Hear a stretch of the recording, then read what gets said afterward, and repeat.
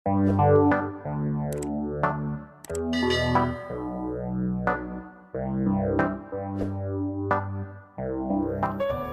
Nuaiman di kehidupan Rasul sallallahu alaihi wasallam ada orang yang seperti itu gitu. Orang yang sering minum minuman keras. Rasul sallallahu alaihi wasallam marah, murka. Rasulullah kalau yang berhubungan dengan Rasulullah, Rasulullah tidak marah. Tapi kalau sudah berhubungan dengan agama, Rasul sallallahu alaihi wasallam adalah orang yang paling marah, orang yang paling istiqamah dalam kebenaran. Maka Rasulullah panggil Nuaiman, apa yang kau lakukan? Dia katakan, aku minum minuman keras ya Rasulullah. Rasulullah cambuk dia. Kemudian dia bertobat kepada Allah. Kemudian ketahuan lagi minum.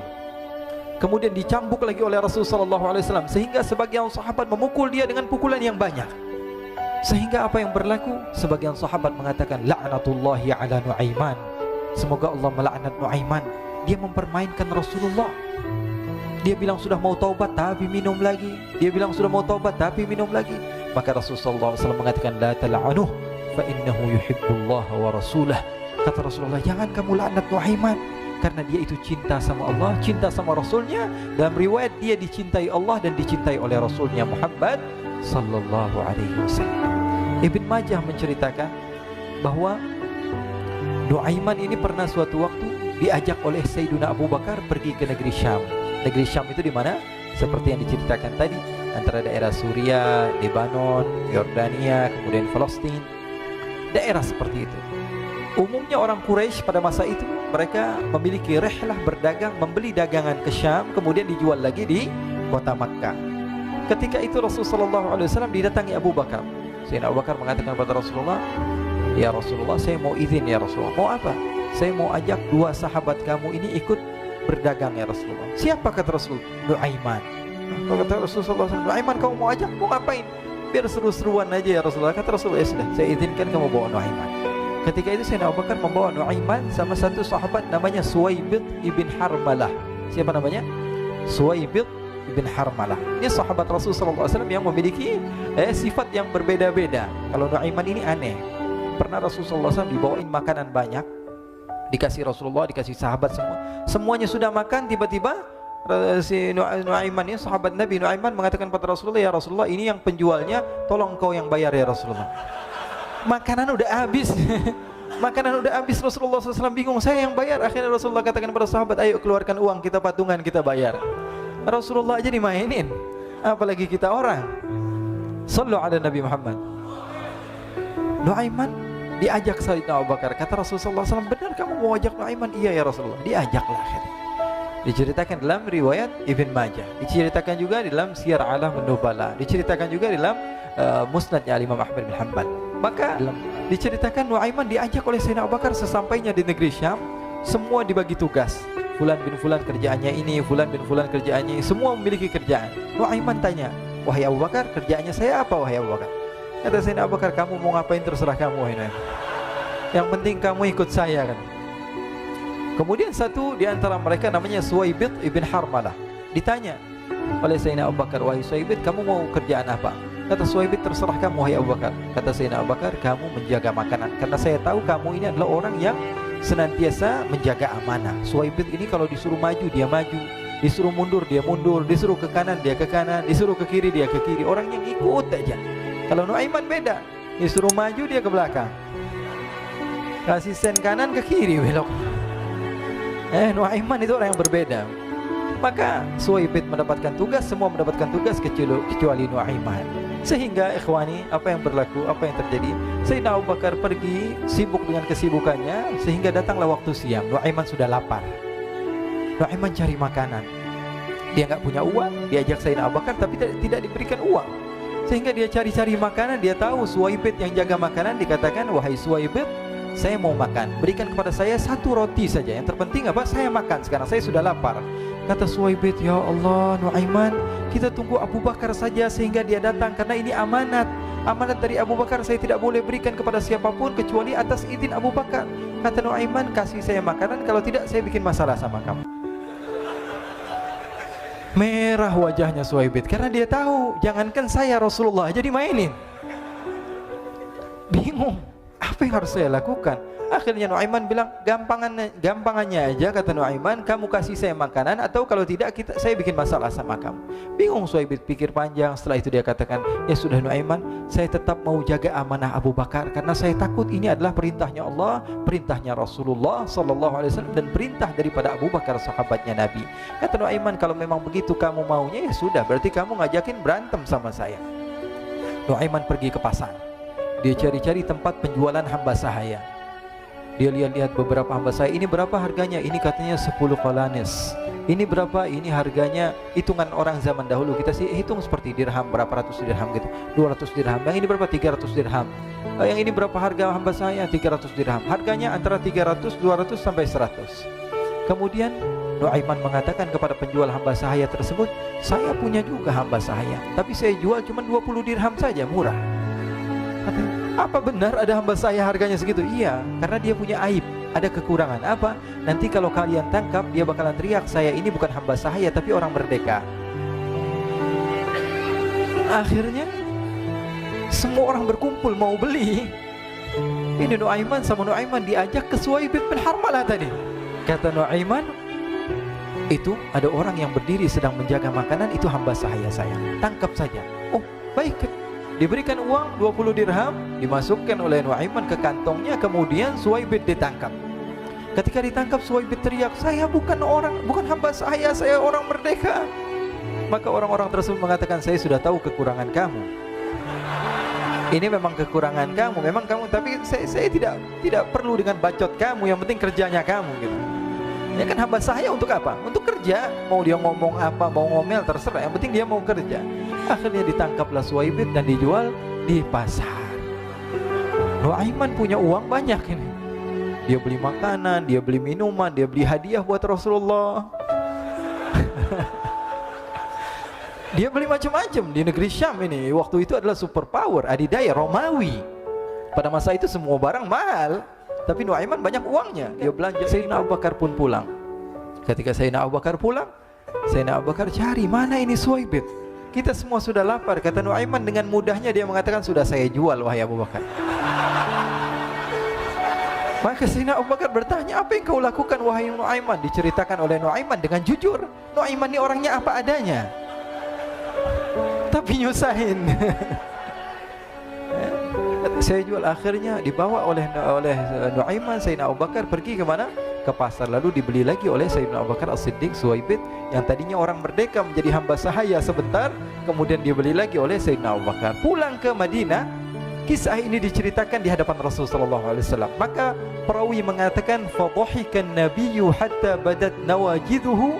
Ketika diceritakan kisah Nuaiman tersebut dengan Suhaib, Rasulullah tertawa sejadi-jadinya sehingga gigi geraham Rasulullah SAW nampak di wajah mata para sahabat.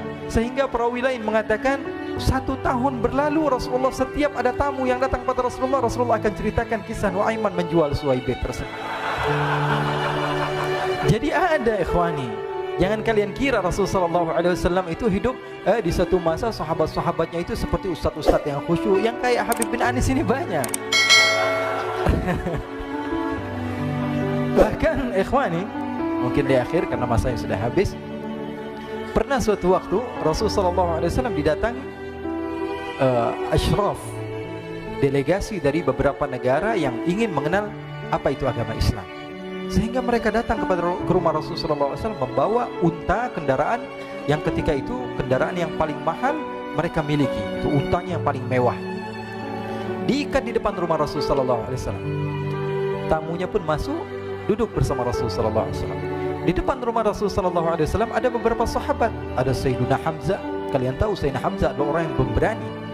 Ada Sayyiduna Umar. Kalian tahu Sayyidina Umar adalah orang yang pemberani. Ada Sayyiduna Ali bin Abi Thalib. Ada Sayyiduna Sa'ad bin Abi Waqqas. 4 sahabat ini lagi nongkrong gitu depan rumahnya Rasulullah SAW, berjaga sebelum Allah Subhanahu wa ta'ala turunkan ayat wallahu ya'simuka minan nas. Ketika mereka sedang asyik duduk, tiba-tiba Nuaiman datang. Ini Nuaiman kalau datang pasti bikin sesuatu yang aneh. Bahkan dikatakan tidaklah Rasulullah SAW dalam keadaan bersedih, kecuali Nuaiman datang Rasulullah akan tersenyum. Jadi sebagian sahabat itu senang kalau sudah Nuaiman datang, pasti Rasulullah bahagia. Tapi ketika itu Nuaiman datang, ingin duduk bareng-bareng Sayyidina Hamzah. Sayyidina Hamzah katakan kepada Nuaiman, bercanda begitu. Nuaiman, kamu lihat unta orang datang dari luar Arab ini.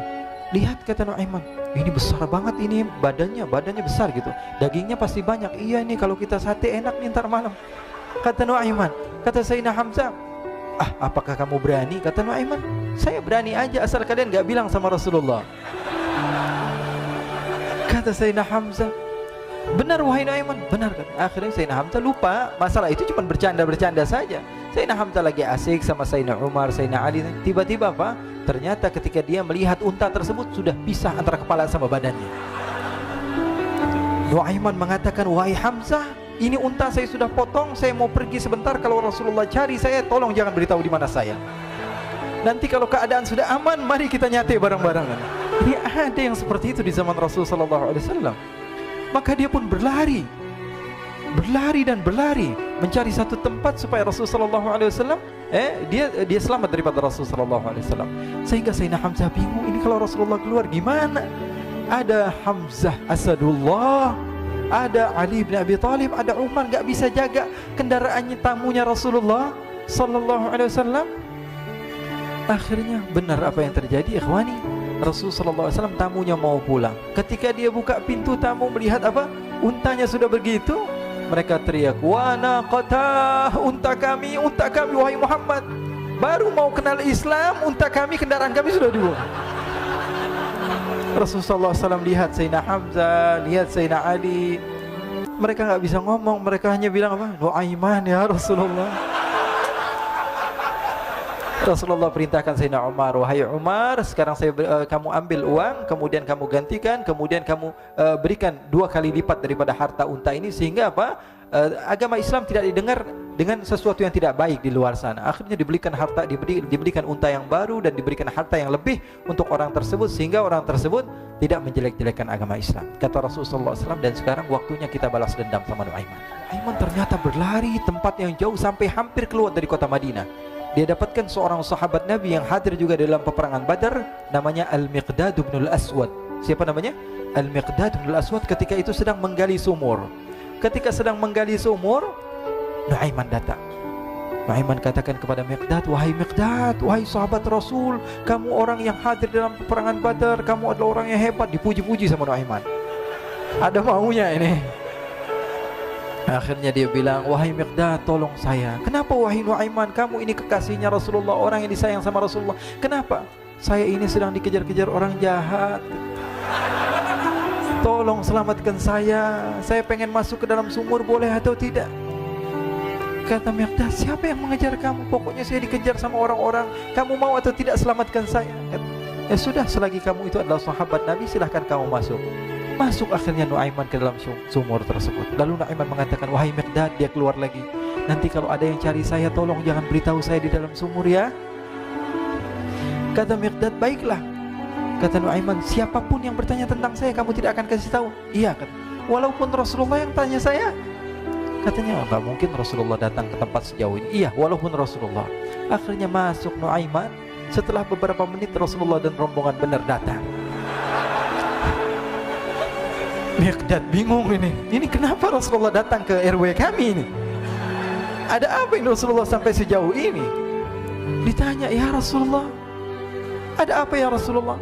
Kata Rasulullah, saya cari Nuaiman. Di mana Nuaiman? Inna lillah, kata Miqdad. Enggak dijawab ini Rasulullah. Kalau dijawab saya ingkar janji. Akhirnya apa dia katakan? Wahai Rasulullah, mata saya tidak memandang kepada Nuaiman, tapi tangannya nunjuk ke dalam sumur. Sahabat. Apa dia bilang? Mata saya tidak melihat kepada Nuaiman, tapi tangannya nunjuk ke sumur. Akhirnya dibuka sama Rasulullah, Nuaiman muncul. Kata Rasulullah, Nuaiman, kamu bikin malu saya, wahai Nuaiman. Ya Rasulullah, yang bersalah bukan saya, tapi orang yang mencari saya bersama kamu ya Rasulullah. Akhirnya Rasulullah nengok, siapa? Ternyata Nuaiman sudah lari kabur. Sallu ala Nabi Muhammad. Kisah-kisah seperti ini sebenarnya banyak sekali ya. Ini menunjukkan kepada kita bahwa kehidupan Rasulullah itu begitu indah. Rasulullah SAW, kalau kamu mau menjadi orang yang baik, contoh Rasulullah. Mau menjadi bapak yang baik, contoh Rasulullah. Mau menjadi pemimpin peperangan yang baik, Rasulullah. Mau menjadi murid yang terbaik, contoh Rasulullah. Bagaimana akhlak Rasulullah. Mau menjadi suami yang baik, contoh Rasulullah. Dalam segala hal, apapun itu, Rasulullah SAW adalah makhluk yang paling terbaik.